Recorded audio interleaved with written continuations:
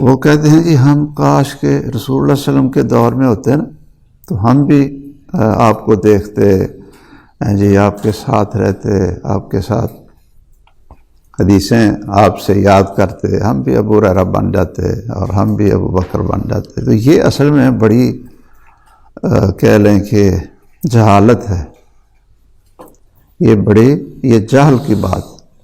اور اللہ تعالیٰ کی جو تقدیر ہے اور اللہ کے جو فیصلے ہیں جیسے آدمی اس کو پسند نہیں کرتا ہے۔ کیا پتہ ہے کہ اگر اس دور میں ہوتے کہ ابو جہل ہوتے، کہ ابو لہب ہوتے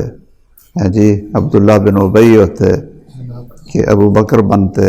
یہ تو اللہ بہتر جانتا۔ کتنے بد نصیب اس دور میں تھے اور آنکھوں سے ہر چیز دیکھ کر ان کو ایمان نصیب نہیں ہوا،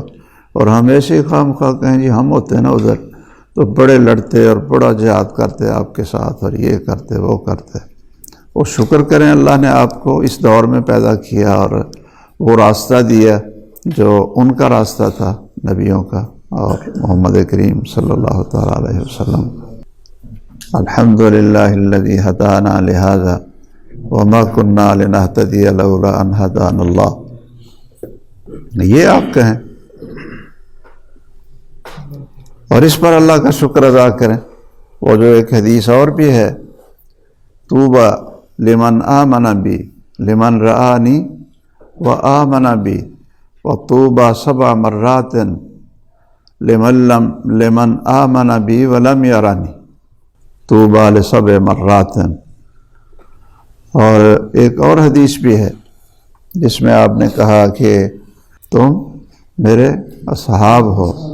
اور میرے بھائی وہ ہوں گے جو آئیں گے بعد میں، انہوں نے مجھے دیکھا نہیں ہوگا اور میرے اوپر ایمان لائیں گے، اور ایمان میں وہ بہتر ہوں گے۔